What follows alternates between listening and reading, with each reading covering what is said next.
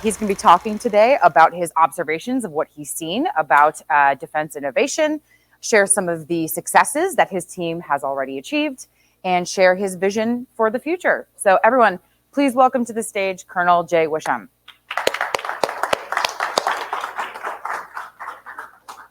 Thanks, sir. Hey guys, so good introduction. I'm Jay Wisham.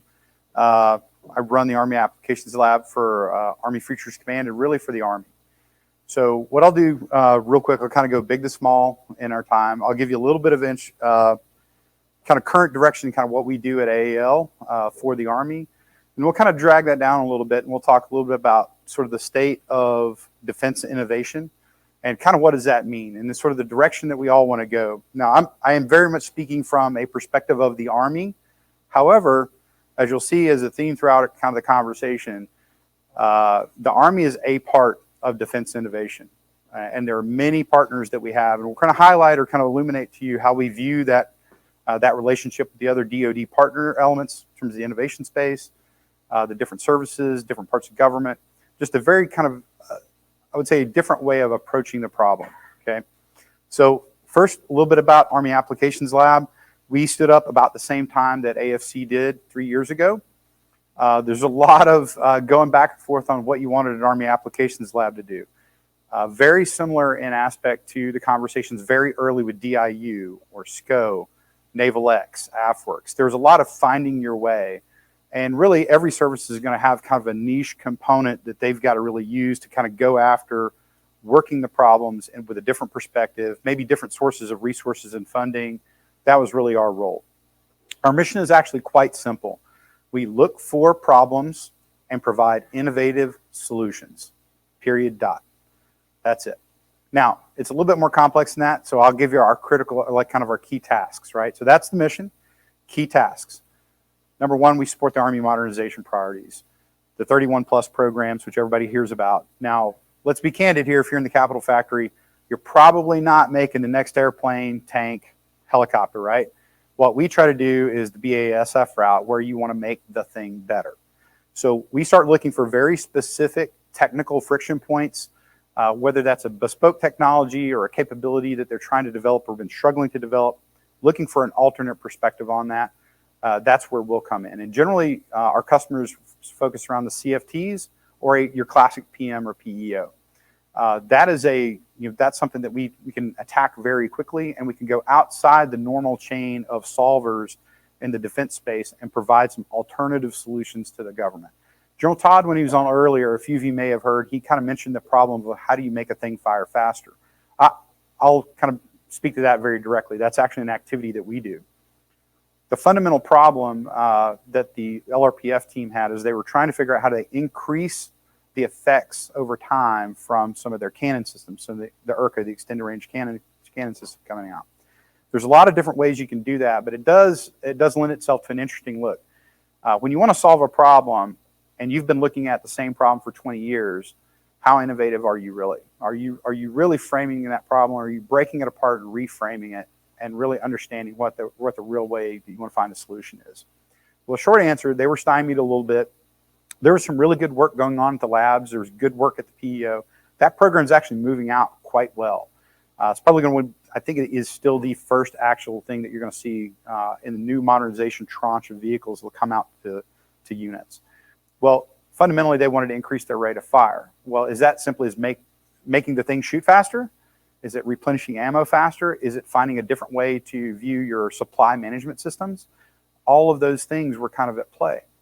So as opposed to a single mechanical solution of, let's say, an auto loader that you would place in the vehicle, we were asked to come in and take a little bit different perspective. So here's what we did.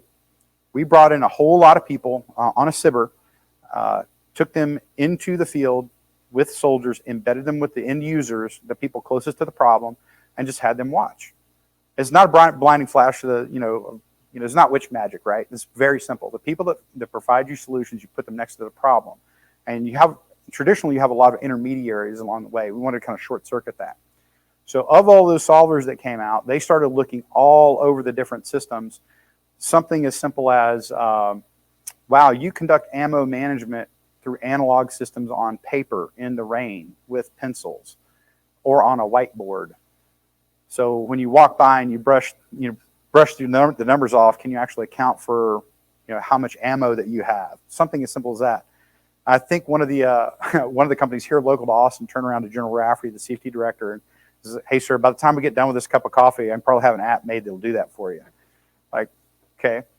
And then you start looking at other things like watching a 20-year-old soldier move a 95-pound artillery round. I would offer that looks like a really horrible CrossFit workout, not really a really modern way that you want to move these systems at speed that doesn't get tired, and then get it into the gun and get it on the way to the target you need. So they started looking at different ways to do that. A company here local in Austin, spin out from UT actually, they developed a robotic armature, industrial robotics that can be applied.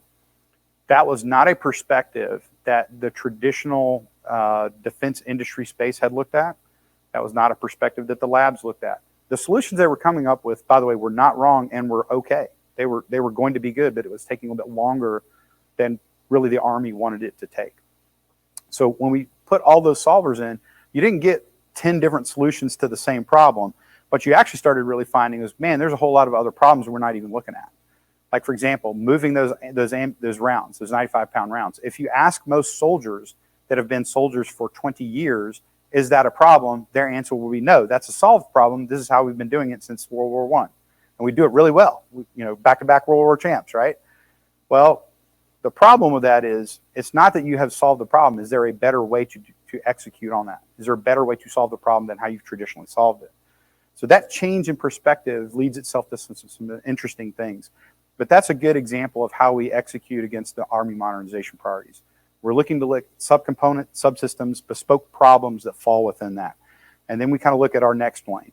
And that's really direct support to warfighters. That's one I'm very passionate about. That was one of the original missions of AAL. They had to kind of move away from that for the first couple of years.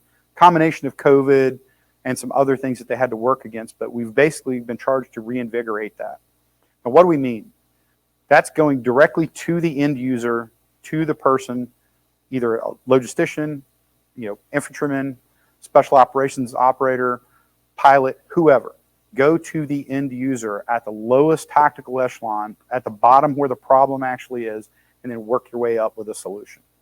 So to that end, we engage heavily with 18th Airborne Corps right now. Like, we talk to everybody, just who we're talking to right now. We talk heavily to 18th Airborne Corps for a variety of different problems, which I'll kind of share with you a little bit later. Working through a lot of the elements over at Joint Base Lewis McChord, where that's the multi-domain task force, 1st Corps, 1st Special Forces Group, 275 Rangers, the whole skit, PACOM, UCOM. Where are the end users? Where are the people with the problems? We go there, we talk to them, we figure out what those problems are, curate those problems, come back, and we have a conversation with their command. Now, usually what happens when you go down to a military organization, the commander, the leadership, at whatever echelon, they're going to have a set of priorities that they want you to work on. What we try to do is say, let me take that, sir, ma'am. We're going to go down, we're going to look at your entire organization, come back to you, and we'll show you what they think their problems are. Now, let's crosshatch that on what your priorities are. You tend to find that not all the Venn diagram bubbles overlap, right? So that's illuminating to a commander. That gives him a fresh look. And then usually what that happens is there's a spin out of maybe a slight change in their priorities. Or they're like, yeah, these are still my priorities, but I acknowledge that we need to maybe look at some different things, or we need to shuffle the order perhaps. So we have that conversation, and then we act on it. We turn around very, very quickly, either with SBIR or RDT&E money or other people's money. And we'll talk about that in a second too. And then we go after those things, and we provide that direct value to the warfighter. So any work that we do with pick your unit, whether that's 82nd Airborne or whoever, whatever we do, it will be left with that organization. So that's also a slightly different change. A lot of places, they like working with soldiers. It goes back to a lab, and maybe hopefully it gets into an Army program later. When we go down to an end user, they're not customers, they're partners. Like, to be very, very clear, everybody we send down there generally has a deep tie to the operational force. We've got a lot of PhDs upstairs, got a lot of MBAs upstairs. I'm not. I usually make the room dumber. My job is to provide an operational overview of what we're doing. So we look at those commanders and those soldiers, provide them value, whether that's a tangible hardware object, software solution, or a process piece. And and then we walk away. Now, what we'll try to do is get that off into a transition piece, which I'll kind of categorize as my last point. Now, from that, direct support to the warfighter, the last thing we do, or actually the third thing we do rather, looking at innovative processes and practices. That is kind of a cultural activity that we do for the Army. And it's something that you don't really think of when most people like throw around the terms like we're in the innovation space, we do innovation and acceleration business. Everybody tends to think of technology. I would offer you that that's actually not what innovation is. That is just producing a technology. Innovation is the application of the technology. And what I would challenge you is the further constraints that you have, and you operate within things like statute, policy, and regulation, and you're still able to achieve a better effect with the same tools, that is an innovative perspective that's been applied. Okay, it's not a technology piece. Technology often will be a vehicle that you'll illuminate or show people how to get to that path, though. But an example of what we've done in this regard is really how we looked at cyber. And that's actually there's probably about two marquee things that AAL is kind of known for in the DoDX space. One is how we work with cyber. Very, very specifically, up on the 8th floor, our I&A lead, our insights and analysis lead, Dr. Casey Purley, she broke the entire cyber process down to its molecular components and figured out who are all the people that can say no? Who are all the people that can say yes? Interesting fact, usually the list of people that can say no is higher than the list that can say yes. So what if you just don't go to the people that say no but can't say yes? Wow, you start saving some time, don't you? So we started doing that. And then there's a lot of upfront work that you do. Long story short, we've been able to cut down the DoD average from solicitation to on contract from about 270 days to somewhere around 35 plus or minus. That is not magic. That is within policy, statute, and regulation and doing the work up front. Okay, having a good relationship with the contracting command, having a good relationship with your own team that knows how to write the solicitation and write the packets to go in, having a good rapport with the solver community. Okay, you can move that needle dramatically if you start doing that. There's a theme that you're going to see unfolding there, that team concept. The fourth one, we really look at how do we build and sustain an innovation ecosphere that directly supports the Army. I read that to be Army/DoD, right? That's really where you guys are. That's what this type of event is.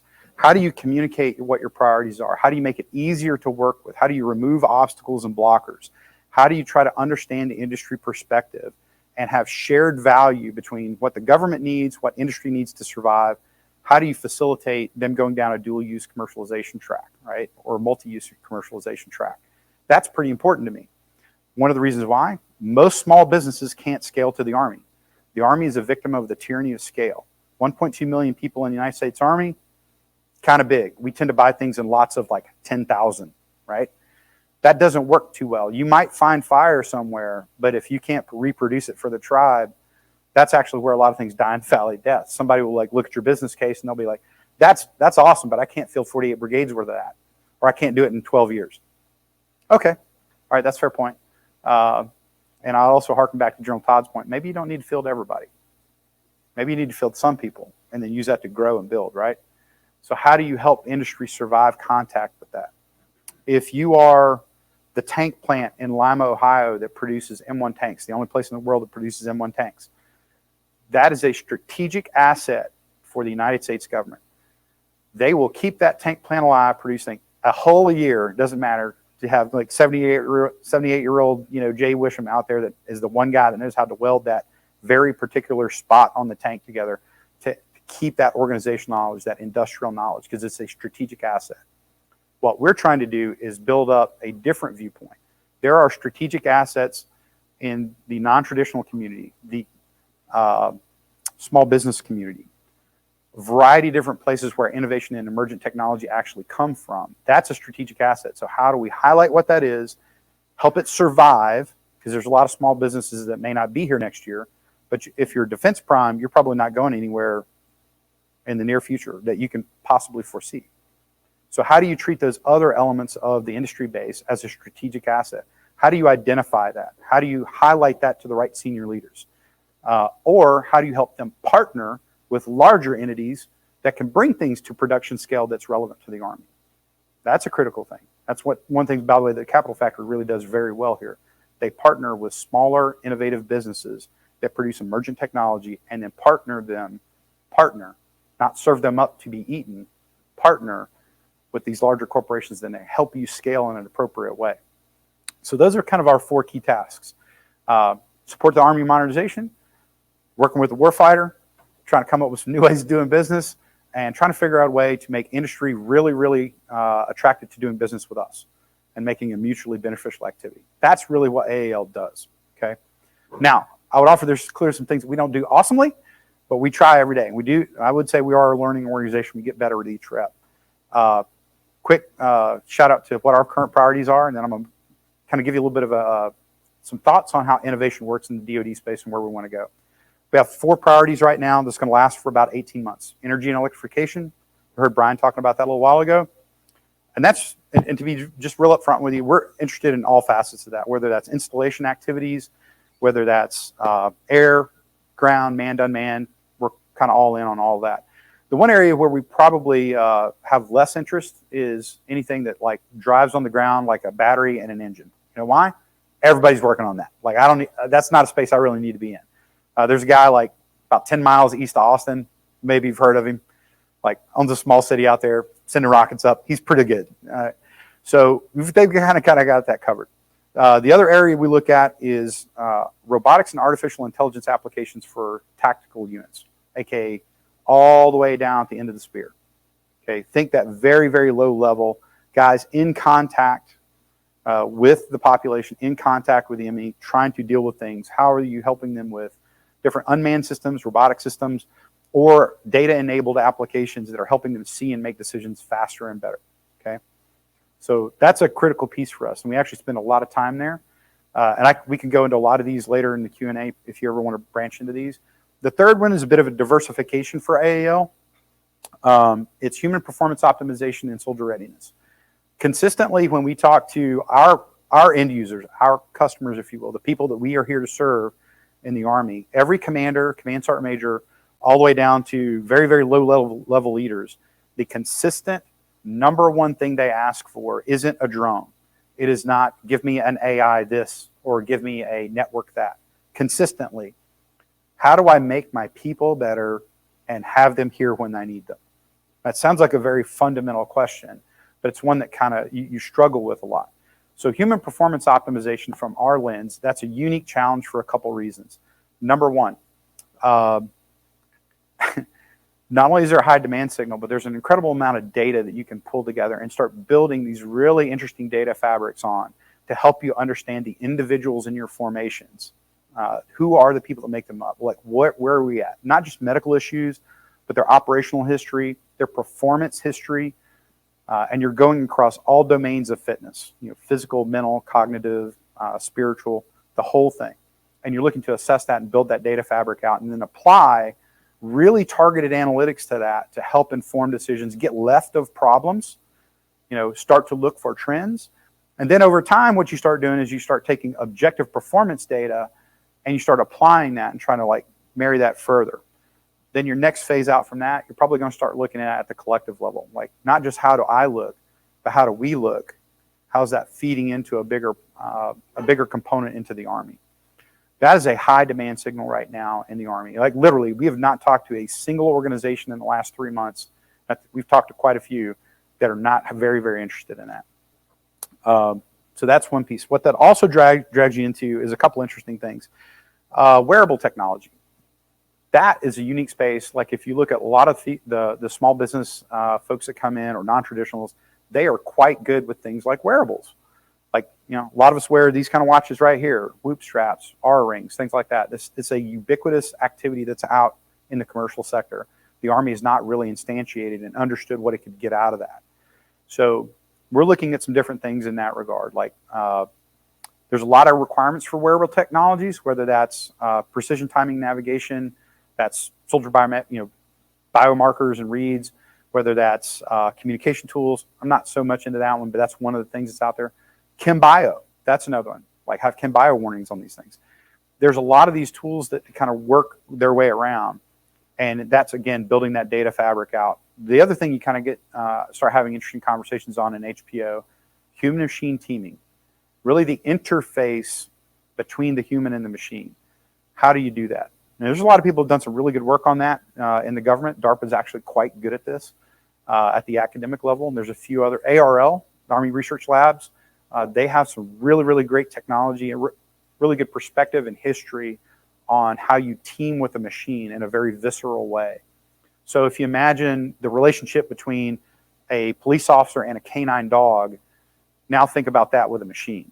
Like you have a semi-autonomous functional expert that can operate within boundaries and parameters and execute a task, protect its owner, do a variety of things for you. Now, how do you apply that to a machine? Take that same analogy and apply it to a machine.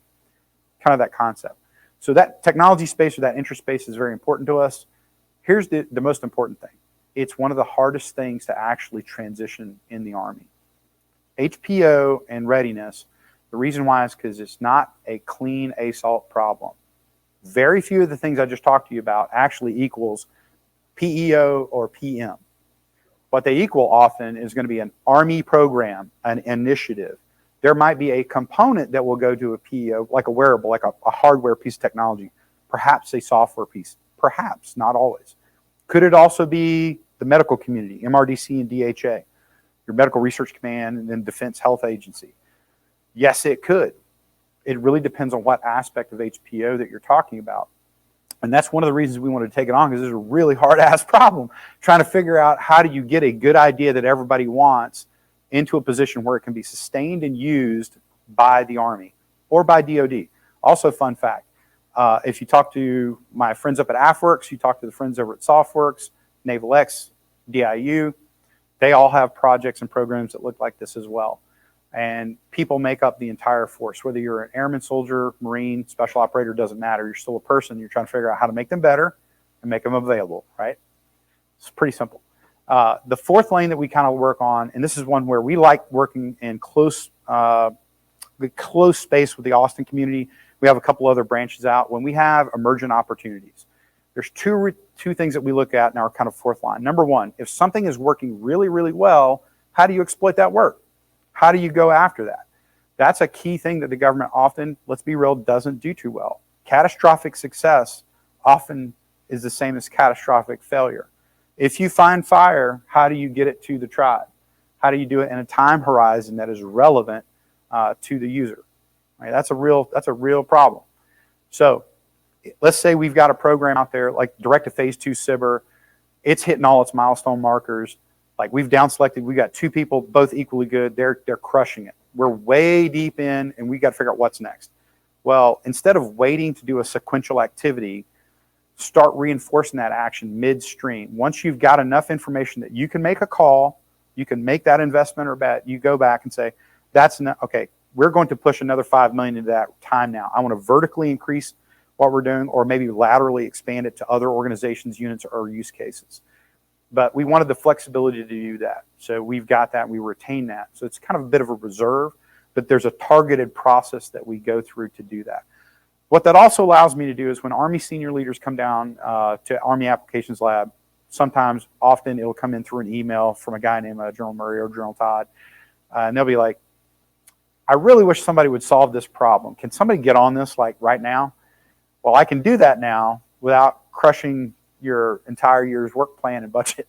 So we attack that problem the same way. So again, bit of a reserve, but it allows you to reinforce success or take advantage of unforecasted opportunities or challenge or tasks, frankly. And that mechanism actually goes and speaks to something in terms of an innovative process. Then one of the top things that leaders want, I don't mean Army, DOD, I mean leaders want. They want flexibility. They want decision space. So in a small way, that's a very, very small micro piece of how do we give decision space back to somebody like General Murray. So he can choose and do things, and he's got the resources to do them and affect things that are in his priority cycle. So that's one of the things we afford the Army in terms of like innovation activities. Like new drone, cool technology, it's a thing.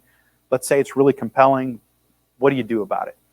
Do you like wait a year? Do you wait 2 years for the POM to kick in? Like who's owning it? So we become a little bit of an easy button to at least explore those activities. So that's kind of where we're at in terms of our 4 priorities. And that's going to last for about the next 18 months. We do a macro cycle probably starting at the end of second quarter, where we relook those 4 lanes and say, okay, is that what we want to carry forward past 23 and 24? So that's kind of where we're at. You got our mission, key tasks, and our current priorities over the next, roughly 18 months. Broad swath. So I'll pause very, very briefly, and then we're going to talk about a little bit where we're going to go with defense innovation. Is there any questions specifically about AAL or maybe how we're working with the Army? Yes, sir. Yeah, absolutely. So Brian Cook, IBM. So you talk about, I love the narrative, make things better, right? Not make things. So how about the SIBR? Mm-hmm. So the SIBR process, small business. What about leveraging the SIBR so it can be bigger, right? Leverage the things that are available in medium and large scale companies. Any thoughts there? No, 100%. So there's a couple things. SIBR is pretty dope because it's gray money and you can use it in the year of execution, right? So it's very flexible. What it does kind of shy away from is like larger companies, to Brian's point. I would also point out, by the way, according to the United States government, the LA Lakers is a small business. So sometimes these businesses ain't as small as you might think. So to your point, there's a couple ways that we like to do that. SIBR is often a vector to get into the problem, and then you start looking at other fund types to reinforce. Classic RDT&E funds are one, congressional ads are another, O&M sometimes, depending on who the customer is and the kind of the target of the problem. That's also an opportunity to go back and say, hey, larger companies, here's what we're interested in. What are you already working on? And then you start to facilitate a partnership with perhaps somebody that's on a SIBR. Now, that's a successful model that a lot of places in the government have used. So it's less about, do I direct fund a larger company, which there are ways to do that, and we will take advantage of that on occasion. But what we're really looking at doing is building the right team, since we're in the Voltron room, right? And I know all of you know what Voltron is. Like, how do you put the right robot lines together to make the big robot, right? That's kind of how we approach that, Brian. So again, there's either a direct piece where we're like, you're the right performer if you're a larger company to go after this. We have mechanisms to do that. What we like doing, though, is finding who are the best athletes in a space. And usually one of them will be significantly larger. That's not a SIBR activity. But small companies have a hard time scaling, right? Small companies have a hard time increasing their commercial footprint. So that's where that kind of partner matchmaking works. So that's just a couple ways that we look at it. Does that kind of make sense? Awesome. Okay. All right. Last one, I'm going to move on. Yes, sir.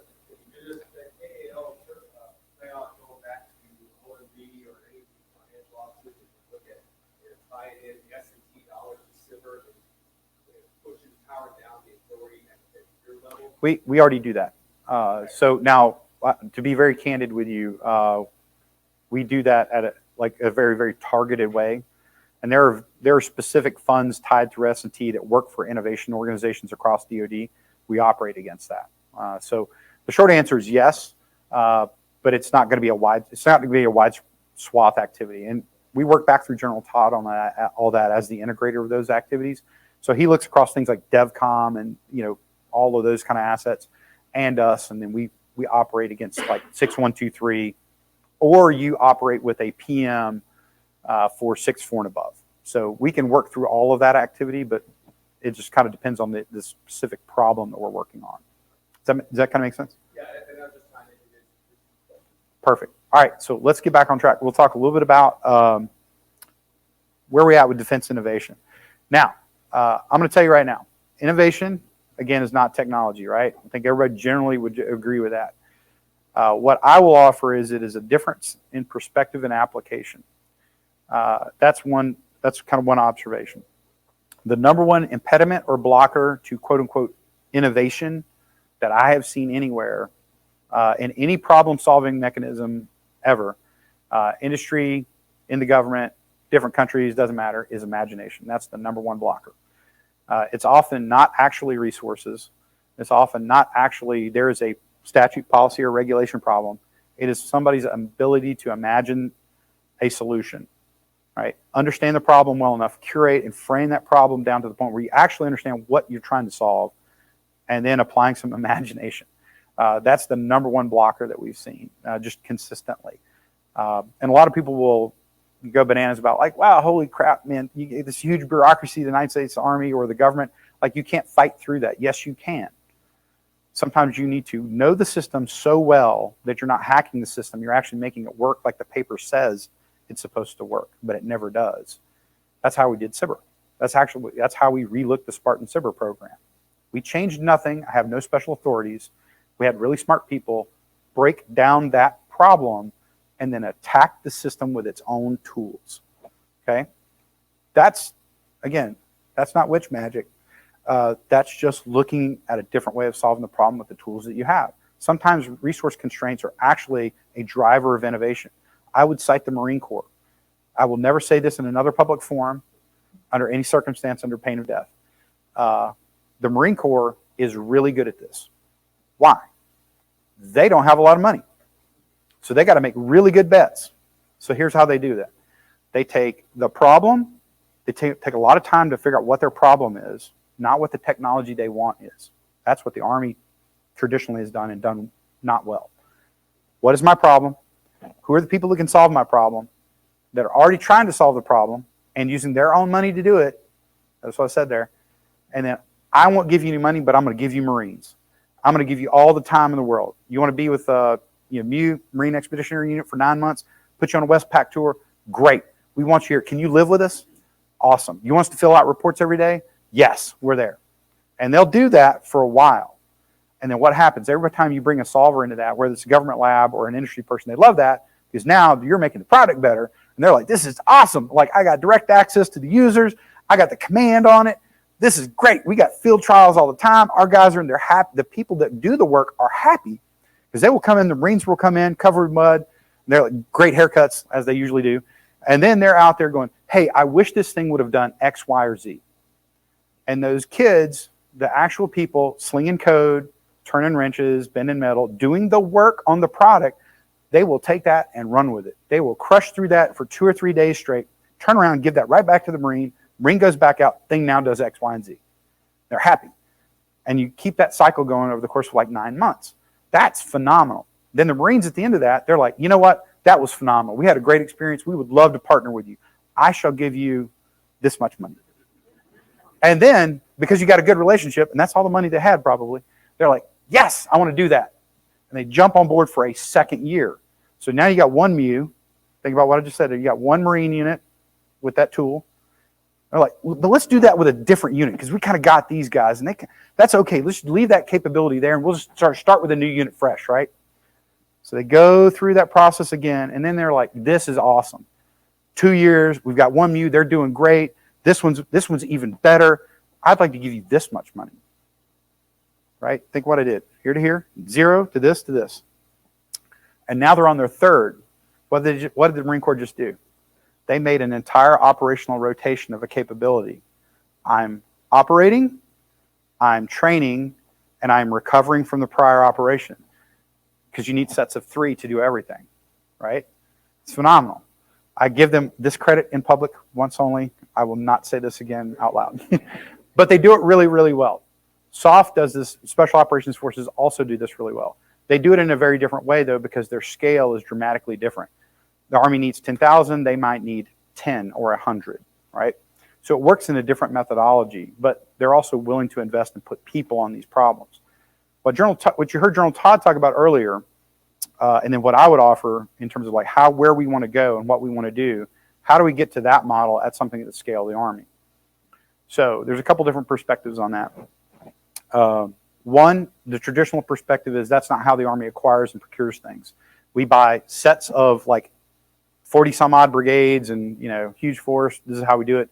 And you got to have a pathway to get there in X number of years from the time you do the contract.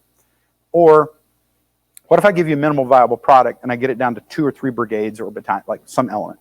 Let me just give you enough to get started that's better than what you have. If what you have is 0 and then I give you a 51% answer, where it's just good enough that you will take on your mission or actually use, that's our definition of minimal viable product, by the way. It's just good enough that you will actually use it and not leave it behind. Suddenly you have something you don't have. So we want to enforce that loop, and then while you're doing that, it's not that you stop working on whatever the objective activity is. You use that to make it better, faster, stronger, always working. Notice the Daft Punk reference there for those of you that are young enough to catch that.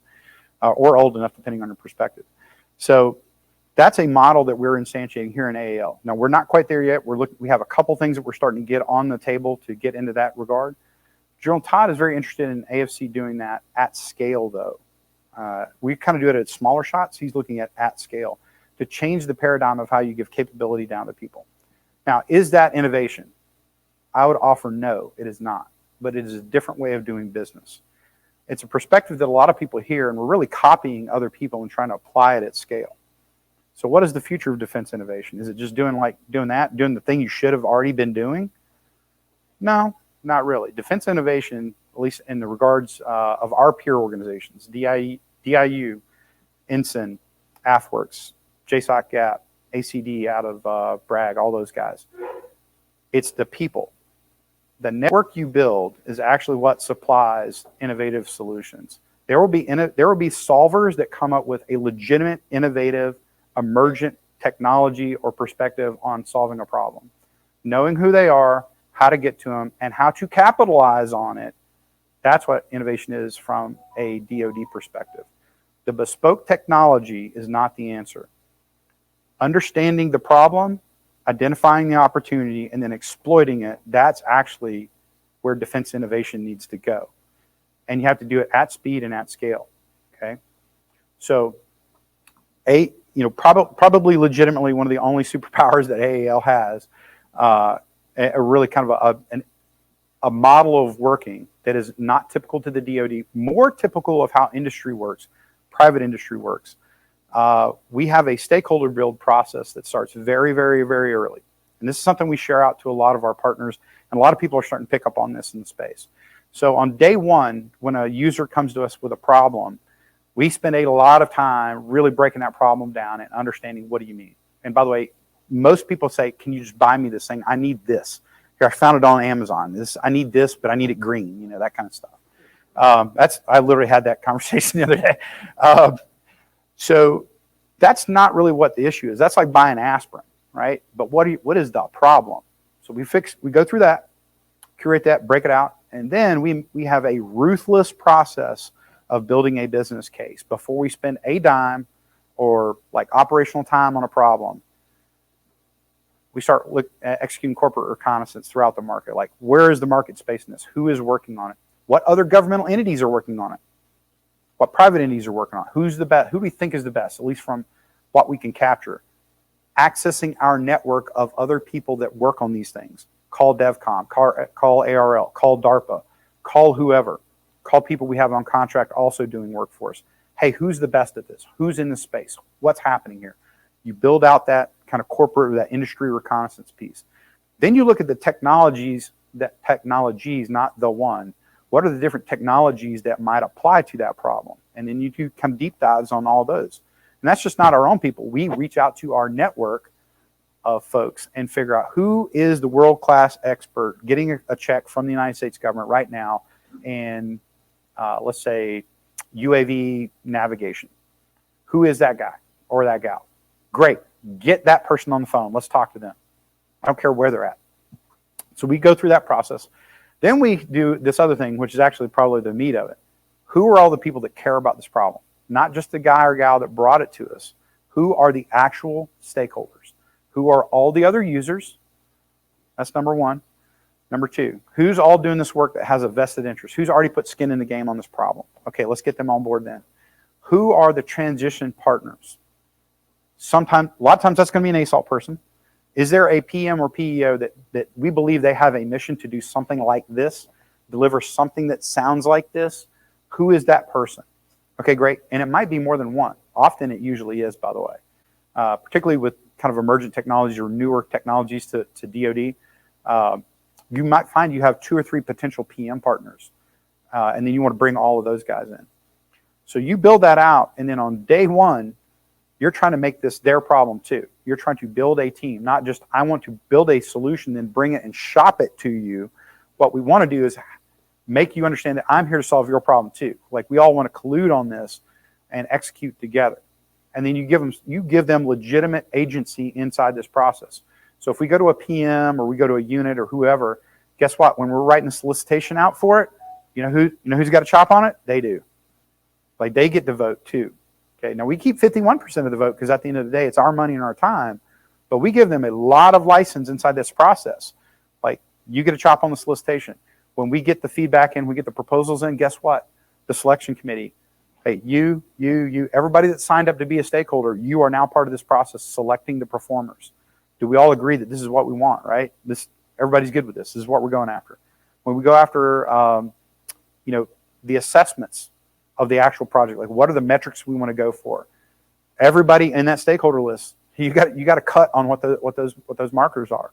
So when we're delivering at every point, we're reading out to the entire stakeholder group, is this what we want? Is this where we're at? Is this hitting the KPPs that you care about? And at the end of that process, when you want to start talking actual transition, like where does it go? How do you exploit the work? That conversation is far easier. So now, is that a crazy business process or practice? Is that a crazy technology? Is that innovative? No. Figure out who's the industry people that needs to work on it, who cares about it, maybe who can make the decision, and you put them in the room from day one and you work them through this process. The technology will come. The people that make up that network, that's actually where the future of defense innovation is going. So where you might see how that's working. Here in this building, probably one of the best examples. You've got us, AFWorks, Ensign, DIU. You've got some periodic kind of cyclic support from some of the other DoDX teams. But we also convene a capability here once a month. We all have an actual synchronization meeting and we're doing business. We're working on co-investments in and out. Where do we want to have joint projects? Or what about, hey, you're already doing this, but you're using one flavor of money that I can't use, so I can't really do a co-investment with you. But what if I start a sequential project, and because you've already got people on contract, I can short circuit certain things, again, within statute, policy, and regulation, where I can bring on similar performers, and we can extend the work that you've done, right?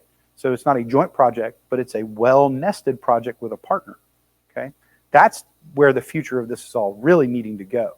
And again, there's an Army piece that you work on. You can do this inside the Army, but where it starts to become fascinating is when you start looking across DoD. Because everybody's got different flavors of money, different horizons of money, different priorities.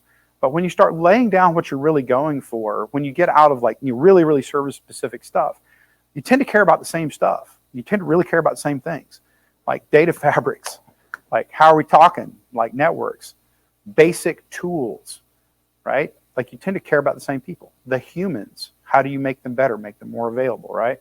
How do you take advantage of opportunities? These are all things that we can share. And so the better your network is, the better your build is at that kind of upper level where you're getting past situational awareness. What you're doing is getting into situational understanding. Okay, there's a subtle but very important difference there. Situational awareness, I can go to Amazon, I can get the Google Calendar, I'm good. All right, situational understanding, I know what you're doing, I think I can help, or I need help. And then after you kind of work that network in a certain amount of time, you can throw the bat phone up of like, I have a problem, I found fire, what do I do with it? How do I take advantage of it? And then you partner up. That I can't share a lot about this right now, but what I would tell you, there's one thing that's happening in the last 40 days, game-changing capability, small company, very, very small company, like real small. No pathway to get them into the DoD. It was highlighted to us. Some people said, we don't know how to do this, can you help? We jumped on it. We're pushing it out. It's actually, there's some capability out at PC21 right now that's using this tool. Again, I can't really get into a whole lot of it right now, but here's what happened. We were like, this is really, really short. This is inside of our jab, so to speak. So we called DIU, we called Ensign, we called AFWorks. We called our partners, and they immediately said, yes, we're in. Took it on the phone call, didn't even see the data they were in. We followed up with all the receipts, because that's what you got to do. But because we'd built that network, they were able to follow on, immediately reinforce what we're doing in real time. And now there's a very real chance that you have a game-changing capability coming out. Okay, that's probably going to hit maybe before Christmas. Very small, but it'd be important. Probably a lot of people will pick up on it. You'll know it when you see it. So that's a little bit about where we think we're going with defense innovation. It's not technology. It's the people, the networks, and how you do the business, how you actually generate change. And a little fun fact, if you can pull up that picture real quick, I'm going to show you something. I don't do slides, by the way, so this is not a slide. Don't be afraid. Some of you may have seen this picture before. This is the picture that actually got me in the Army. This is the only reason that I'm here in Austin right now, like literally this picture. So if you look on that guy's face, this was on the cover of the book, We Were Soldiers Once and Young. Probably have heard of that. So that's the cover snapshot you usually see. When that happened, probably 50 years ago now or more, there's a lot going on in his head. He's scared. He's trying to figure out what's happening. He's in a fight. He's literally in a fight when that picture is taking place, by the way. He's moving forward. He's trying to get better. He's trying to protect his force. He's trying to lead his force, okay? But there's a lot of things going on in his head. And if you look at what he's wearing, looks a lot like what some guys out on the street wear that are like, you know, like hanging out in the sleeping bag, right? He's got a helmet and a rifle. That's it. He has a guy with a radio behind him you can't actually see in this picture, but there's a different one you can see it. And then he's at the point of basically a wedge of people walking through the jungle trying to make contact with a force that's been attacking them. This is about day 2 of that big long fight they had. You know, it took about a week to fight through it. That guy, everything that he's facing, you're facing now. Like every lieutenant that looks like him, that was a lieutenant. Every lieutenant that you have now, 22-year-old graduate of University of Texas, joins, deploys. Every problem that he had, that lieutenant still has. That has not changed. All right. Now, here's what has changed. Our ability to help him at speed with protection, situational awareness, lethality, all of those tools, the ability to talk and understand. But can we get it to him? That's what you want. So that is the picture. That's the book I actually I read in college that got me into the Army. That's also the book, or really the picture, that led me to come down to the Army Applications Lab. Interesting fact. Anybody know who this guy's name is? No. His name is Rick Rescorla. He was not a United States citizen when that picture was taken. He's from Wales. Sorry, go ahead. So Rick, he had a long and storied career in the Army. Very interesting cat. Very interesting guy. Born a Welshman, British paratrooper, fought in Rhodesia as a private contractor for a little while. Came to America, lived in the I believe the YMCA, and then enlisted in the Army at the height of the Vietnam War. Goes through boot camp, basically goes straight from boot camp into basically OCS because he had some prior military experience. Was a natural leader. Hal Moore said he was the best lieutenant he's ever seen, best platoon leader he's ever seen. He died on September 11th, 2001 in World Trade Center Building 1. Rick, he was the head of security for Building 1. Tower 1, he actually ran drills for years after the first World Trade Center bombing, kind of in the basement where they tried to blow the truck up. So he started running drills to how to evacuate the building. He is routinely credited with saving probably north of about 4,000 to 5,000 people. Because the minute the first plane hit, they told him everybody to stay in place. He's like, nope, we're leaving. He was also famous for singing. So in this battle, he routinely would sing to his soldiers in Welsh. Like, go figure that out. If you ever heard a Welshman speak, it's pretty sporty. And he was doing that up and down the fire escapes in Building 1. He was last seen going up the building. That is the kind of dude that you want to help. That's what we're here to do. All right. So that's where I look at defense innovation. How am I innovating and thinking to help that guy? Who's the next Rick Rescorla? There's a million of them. A million of them. You met one today from Afghanistan, if you were here earlier. Okay? So I'm going to get off the stage with that one, unless there's any like last-minute questions. But that's why we do what we do, and it's all about people, not technology. All right? Dope? No. Good to go. Thank you so much. Great job.